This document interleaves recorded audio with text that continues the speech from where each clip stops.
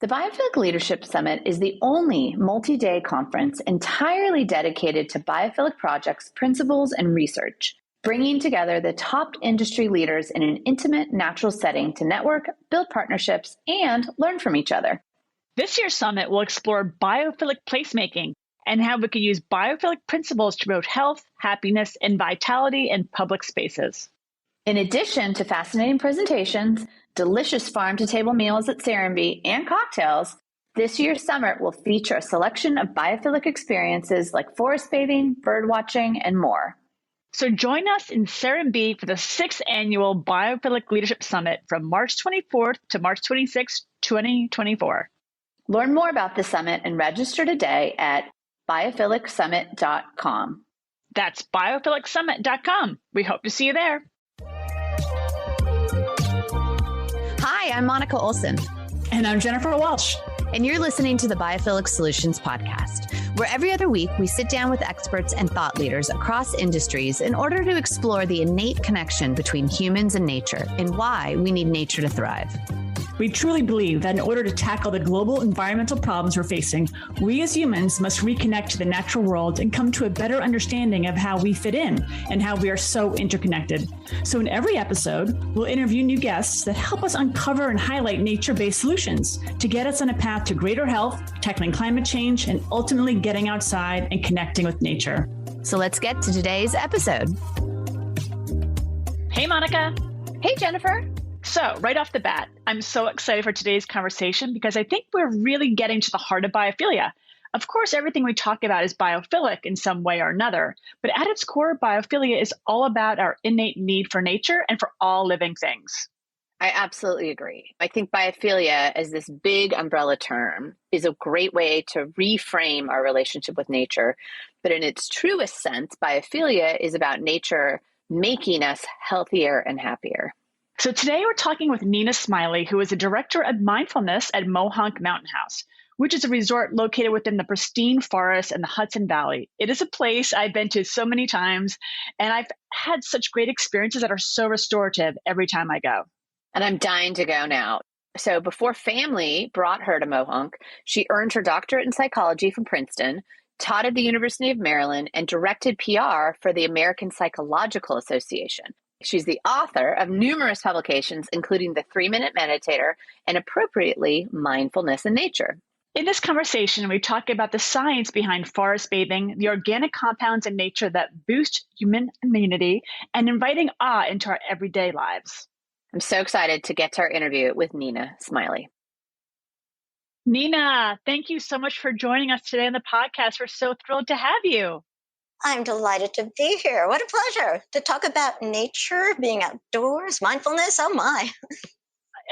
Exactly. Oh, my. It's our favorite topic. So we're thrilled. And just to kind of set the stage, I've met Nina in the past, and I've been to her beautiful location at Mohonk Mountain House, where she is located. So it's nice to be speaking to you this way and have you on the podcast to discuss a little bit further your work in mindfulness and in nature. So we're thrilled to have you here today. Thank you.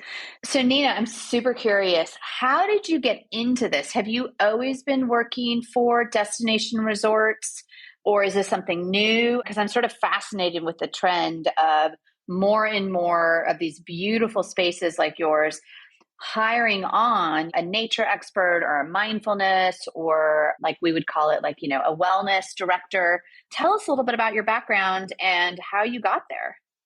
Well, my route to getting here is not the norm, and I'm happy to tell you about it. I started out as an academic. I got a PhD at Princeton in psychology, and I taught at University of Maryland. And then I left teaching to work in Washington, D.C.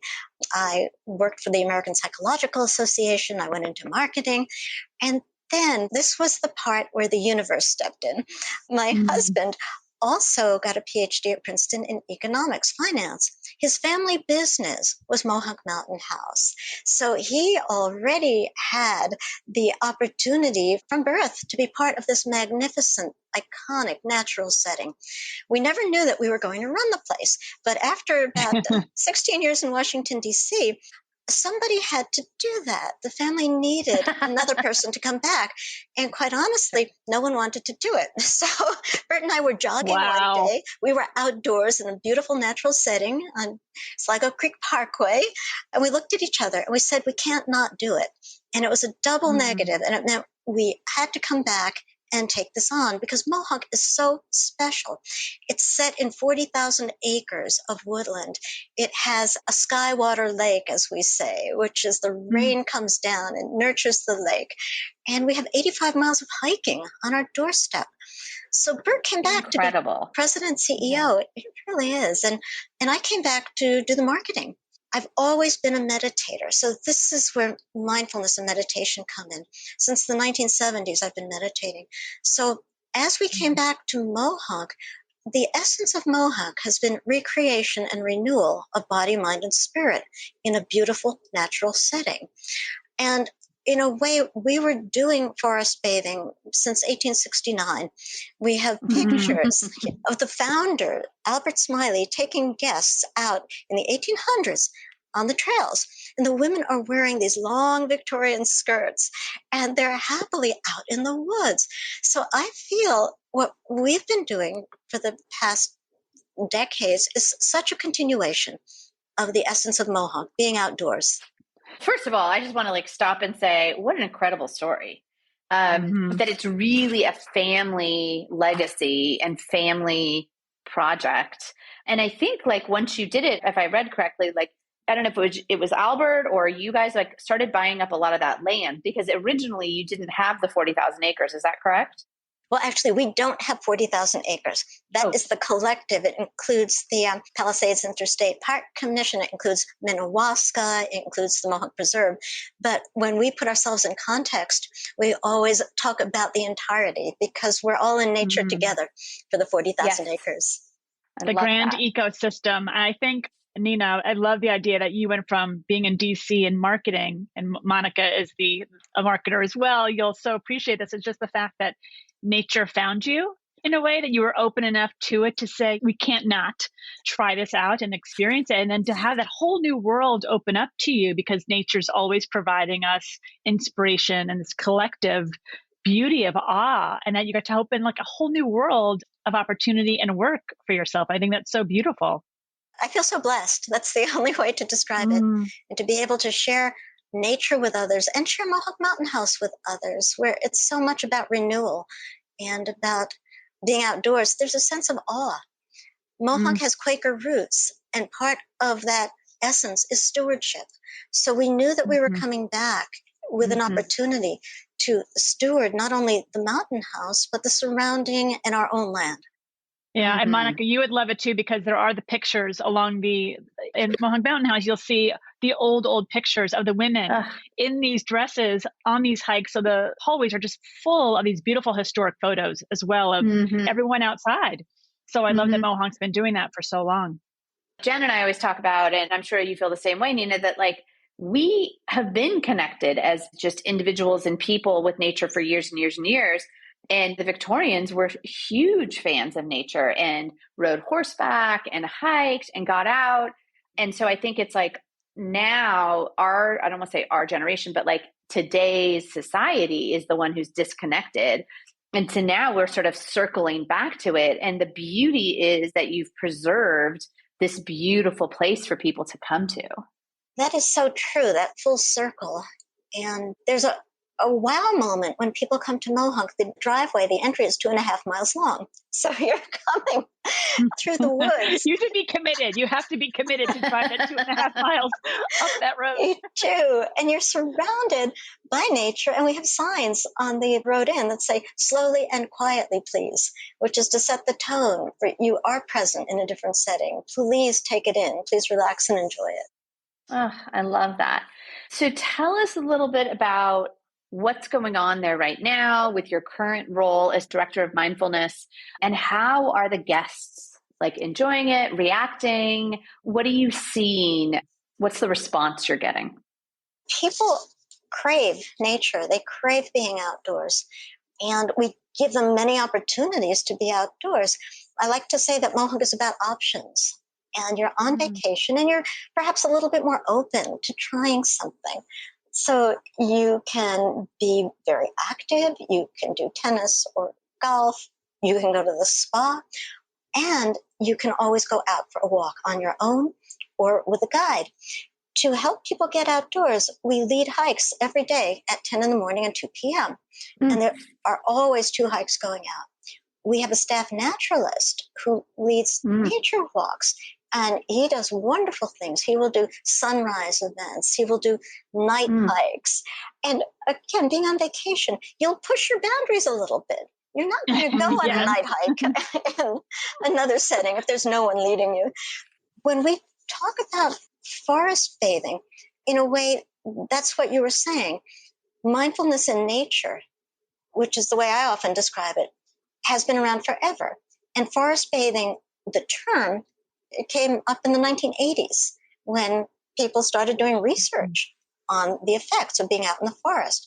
So that was a part of the Renaissance where they could actually trace the physiological effects of being in the woods. Yeah, that's talk a little bit Dr. about Lee's that. work. Yeah. Oh, yeah. Talk Both of you that. share about that. I mean, a lot of our listeners might have some understanding of it, but please share, because I think it really bears repeating how beneficial it is to be out in nature.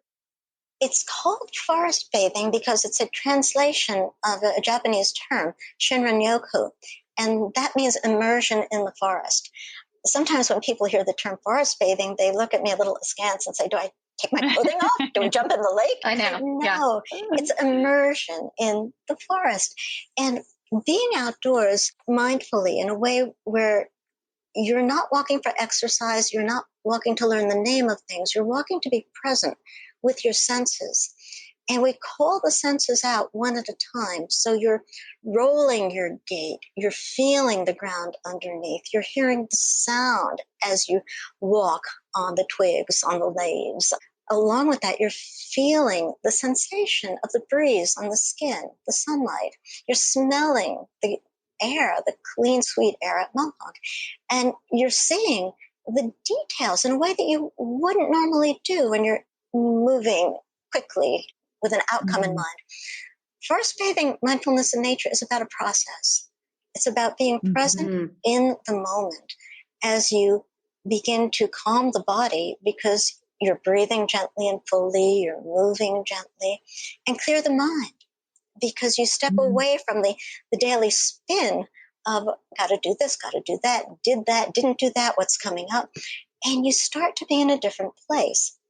What research has found is that forest bathing lowers blood pressure and it reduces stress-related hormones like cortisol and adrenaline.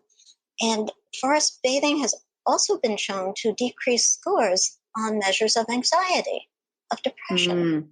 It's been posited that forest bathing gives our brains a break. You're not thinking in the same way, you're being. And it helps renew the ability to focus because you get more clarity. The word I like to use is spaciousness. When you're in the forest and you're calling on your senses, there is a sense of spaciousness. The time expands. Your ability to gain perspective opens up. There's been some really fascinating research that shows that a room in a hospital that has a view and patients recover more quickly with a window, being able to look outdoors. This is remarkable research. As the research has gone on, the hypothesis that the forest bathing part, being in the woods, you're breathing in phytoncides. And phytoncides are antimicrobial, volatile, organic compounds emitted by plants and trees. So you could think of it as airborne chemicals or essential oils that you're breathing in. And these oils, these airborne chemicals, have antibacterial and antifungal qualities. It helps plants fight disease. And as we breathe it in, it's also helping us. So as we breathe it in, again, research has shown that it activates the NK cells, the natural killer cells that support the immune system.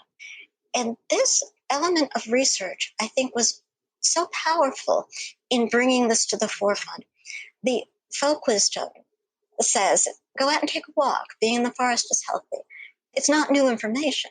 It's simple information. Yet to be able to parse it out in this way is truly a wonderful renaissance of possibility. The education key, right, is what Nina's doing is that, well, first of all, listening to you, Nina, describe everything. I feel so relaxed and soothed right now with your voice. I'm sitting here in my New York City apartment and just listening to your voice discuss what you do in the space of mindfulness outdoors.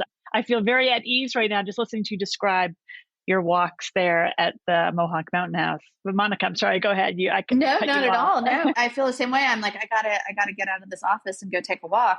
So how long, I guess, and maybe you guys have been doing this for quite some time with the staff, the naturalists, and the daily walks. Has that something that's been always part of the resort?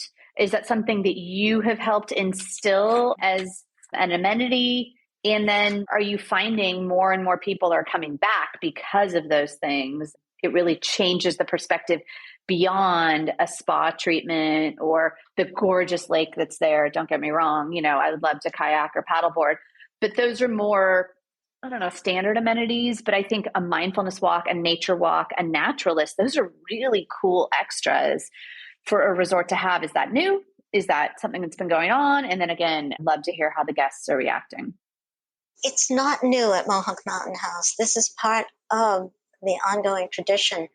When we talk about the essence of Mohonk, nature is right up there. And that's a reason that people do come. And historically, they've come to be outdoors from the 1800s on. And we've done our best to continue to enhance that. We built the spa in 2005. And that was a way of creating yet another aspect of well-being. Last year, we added another element. We built a lakeside summer house, which is literally on the cliffs overlooking the lake. So you are What is that? Well, opportunity to get your massage in the most spectacular setting. You're outdoors, you have this view, you're breathing the air, and we do mindfulness out there, we do massage out there, we do yoga out there. It's very special. So that's our way of continuing to build what we have and continue to have fun with it. Make it special. Yeah, I think what's the best part about that, and Monica, again, I'm cutting you off. I'm so sorry. But I love the fact that you have been doing this for so long at Mohonk, and Mohonk is in Oregon instilled this hundreds of years ago. So it's not new, but you set this precedent of creating a space in nature to benefit from nature and to also make sure those people and everyone else, I feel like in the world is trying to catch up with what you've been doing for so long. So I think that's really fascinating that people come to you for that place of serenity and that place of peace and regeneration and recreation and renewal, to be in that place of really like there's silence to it and the beauty that you can hear the hawks. You can hear the birds really just, it's really profound. It's a profound place to witness beauty in nature. It's really beautiful. And thank you. Yeah. You use the word silence, and I think that's really important.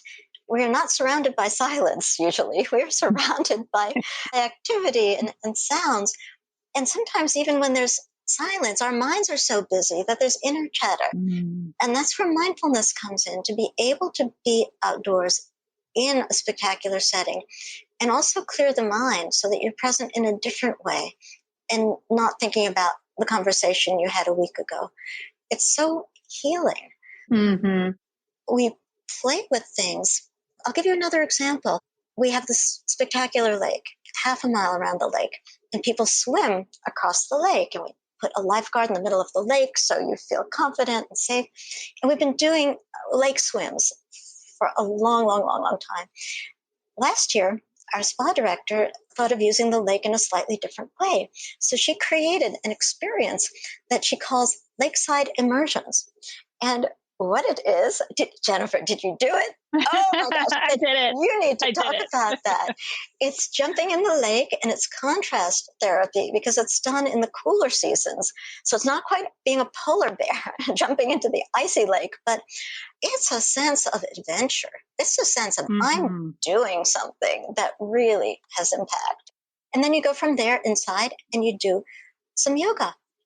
Jennifer, give us your take. Yeah. How was it? It was beautiful. I also love that I did this with 23 other people that I didn't know. And it was just a really fun way to experience cold therapy. And there's always talking about ice baths and so on, but this was really like a group experience.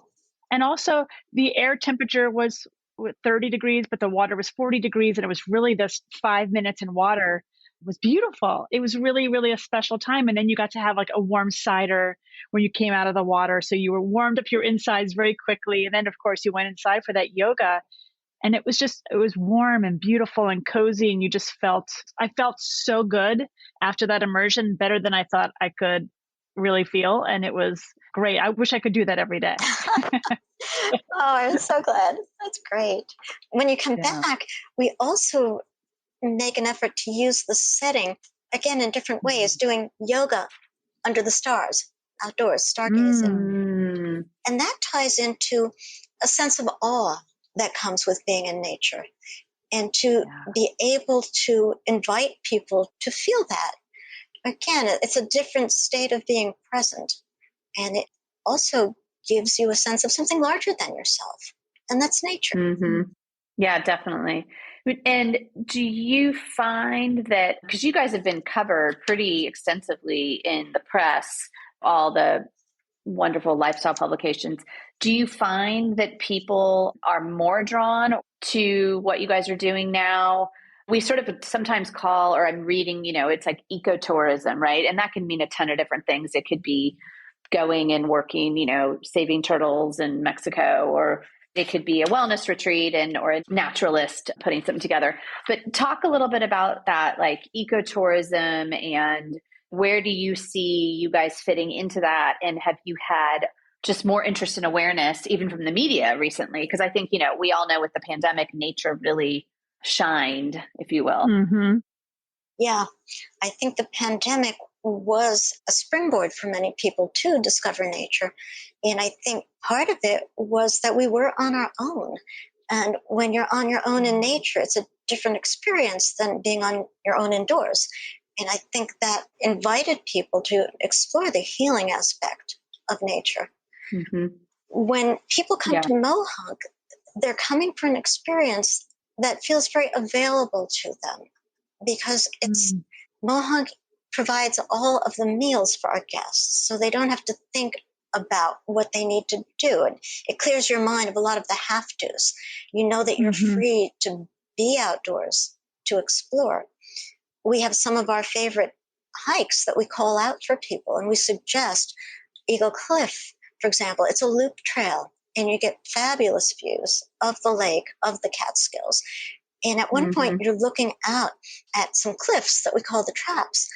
And it's like looking out at eternity. You feel like you can see forever. And it grounds you in a very special way. I think people need that more, because there's so much going on, being online, and everything is so busy. And we can get caught up in the web of social media. And when you're outdoors in nature and your phone is not turned on, there's a sense of presence. I wrote a book several years ago with my twin brother called Mindfulness in Nature. And in the... That's right here. Oh, Jen. I love this book. Oh, thank you. Jen's holding it up. I love for the book. listeners. I love everyone online. Yeah. Amazing. I'm holding it up. It's a great book. Thank you. And some of the quotes in there. When I lead forest bathing walks, what I do is I explain what it is, and then we go out together.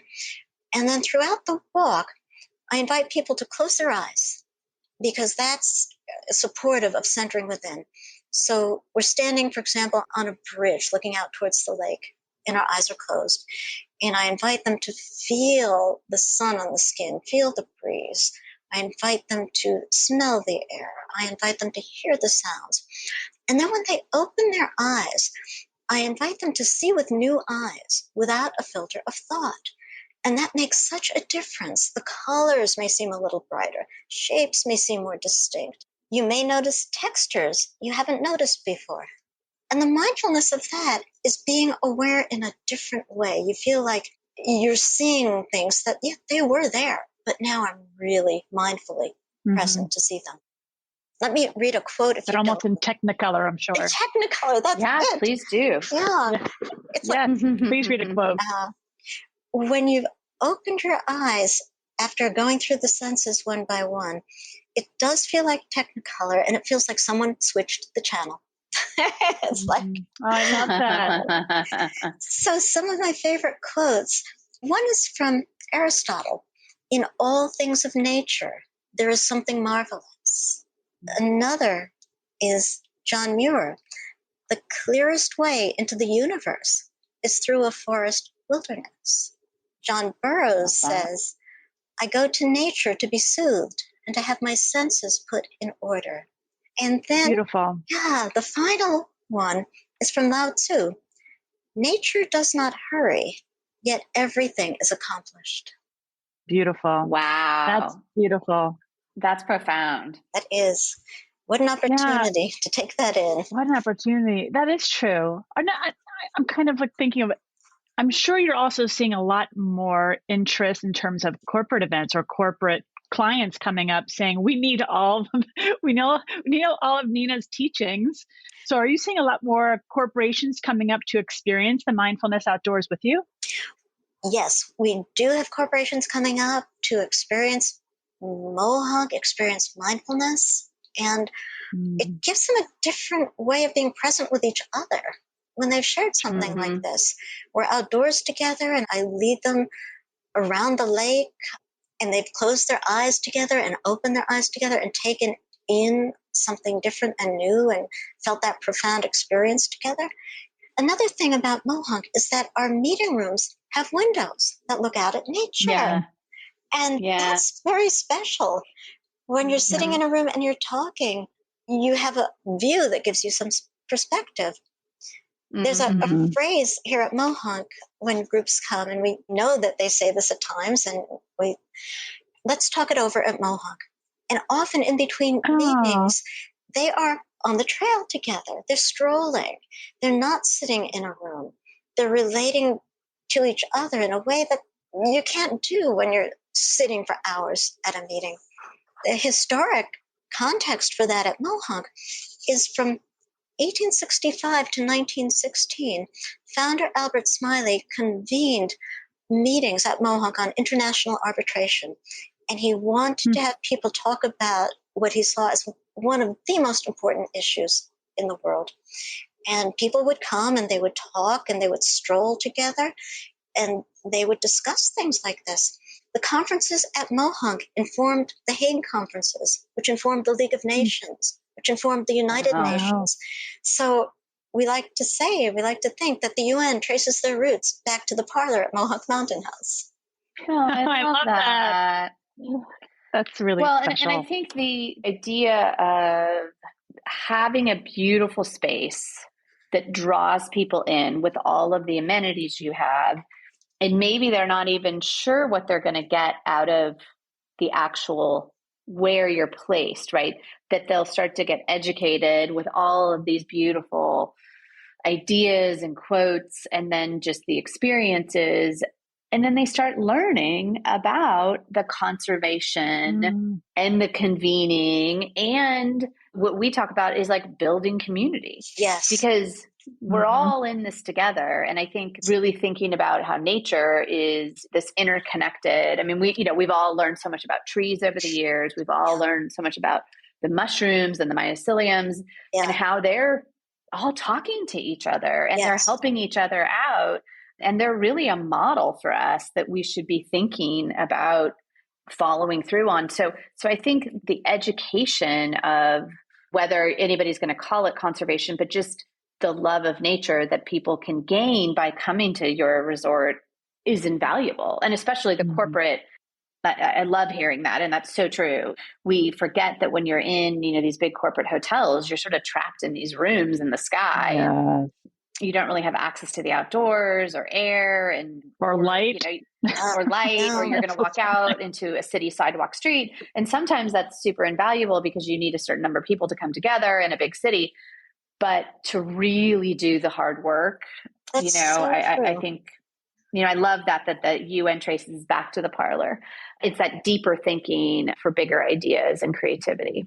I think that's one place where Mohonk can be a model. We are a resort hotel, and we've also had a sense of wanting to use that as a base for doing things, a base for value-driven actions. And one of the things that happened in 1963 was that the Smiley family founded the Mohonk Preserve. It's now the largest nonprofit preserve in New York State. And in the 1980s, Mohonk Consultations was founded with the specific intent of bringing people together in this setting to talk about issues. Let's talk it over at Mohonk. And that's because we are a resort hotel. We were able to use this in a way. So I think wherever people are, to use what they have as a base for opening up possibilities is really important. Yeah, definitely. I love that. Also, Nina, what you're saying, okay, use what you have where you are, brings it back to the space and place that makes it so special, and why we're fostering the sense of belonging to that space, because again, it's that almost seamlessness of whether we're inside or outside at, so let's say Mohonk, it's almost like you're already outside, because the biophilic design within there leads you to just look out the windows and to just almost like a sense of awe when you look out the windows, because like you said, there's just mountains everywhere. Or if you're sitting in the spa, the woodwork is just, there's this beautiful sense of the biophilic design really kind of has that seamlessness between the outside and inside. And the history of the space really lends itself to fostering that belonging to the history of something that's so special. The way we have framed it to ourselves is bringing the outdoors in. And that's part of biophilic design. It's a phrase that is so simple. When we built the spa, we put in windows every place we could to bring the outdoors in, so that it's part of our opportunity, and we take it very seriously. So that leads me to ask a question that we don't always ask all of our guests, but maybe we should be, is where did biophilia kind of come into your consciousness? Because I think so much of biophilic design is so popularized now. And again, I think the pandemic really sort of made people recognize the connection, right? But where did that come into your life, and how long have you been aware of the term and the concept? It came into my life organically, and it wasn't with that specific term. It came in with the sense of stewardship at Mohonk Mountain House, and understanding that stewardship since the very beginning, the 1800s, has been a core value. And as we do things at Mohonk, we are applying it. And the concept is wonderful. It's something that I would hope doesn't sound scientific to the point where people are put off by it. And it's such an opportunity for all of us. One of the things with mindfulness, and this ties into what we're talking about, in mindfulness, moment-to-moment awareness of what is in this gentle, non-judgmental way. And that's an invitation to consider each moment as a choice. And with doing biophilic design and understanding the concept, each moment is an opportunity. And I like to think of the simplicity of moment-to-moment choices. You don't have to design a whole building. You don't have to do something huge. It's understanding that in this moment, perhaps I can do something a little bit differently. Beautiful. What's next, Nina? Where are you guys thinking? I mean, it sounds like you've done some incredible additions with the spa and the lakeside. What are you guys cooking up next, or what are you hoping to do, or where do you see the future going for the resort? The phrase that we use is be the same, only better. We want to honor the essence of Mohonk, which is the heart of it, and change the details as needed. And that's what we do. We chart a course that always keeps nature. It keeps a sense of community. It's family owned and operated. We honor that, but there are details that do need to be changed as time goes on. So I think that's truly in our future. And wellness, well-being, the lakeside immersion and lake house, summer house, yoga under the stars, forest bathing, we're having fun with it. And at Mohonk, we talk about having a head and a heart. And that's part of our way of doing business. And I think that relates directly to the topics that you're talking about every week. How do you have a head and a heart that guides your actions? Yeah, I love that. We often overlook that, right? We forget that connection. Yeah. The head and heart, that coherence between our head and heart, we often forget because we're so programmed to be doing the next thing all day long. Mm-hmm. Mm-hmm. So thank you, Nina, for bringing us back to center. Well, yeah. It's a pleasure to be here and talk about nature, mindfulness, Mohonk with you. And I think one of the things I'd like to end with, again, is bringing nature into your life, is learning to set the intention to do it, which makes you more aware of opportunities. And mindfulness is a model, again, small moments of choice that lead to sustainable self-care and sustainable care of the environment. And it's those small moments that truly make a difference when we step out of all or nothing, either or, and into possibilities. What if? What if? Oh, I love that. What if? The hopefulness in that is what I love. Yeah. Well, I myself am looking forward. I'm going to have to find myself up in New York and get myself up there. I know Jen will show me all around and we'll come find you, Nina. I will. I'll show you all around. I'm planning on moving in, Nina, if you haven't already noticed. I love it. That lake house, is that down there? Is that good? I want to come stay in that house down there. Sounds so thank wonderful. you so much. Yeah, thank you so much, Nina. We really appreciate it. And just wonderful to hear about all the work you're doing and really appreciate it. Well, thank you for having me here. It's just been a delight to talk with both of you. And I look forward to hearing more segments from you. I'm enjoying your podcast so much. Oh, thank you, Nina. So much. We so appreciate that. And I look forward to seeing you soon, hopefully in person soon. That's great.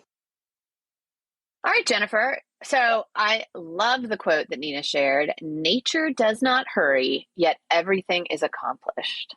I absolutely agree. I think we both audibly gasped when she said that because it really encapsulated so much of what we talk about on this podcast.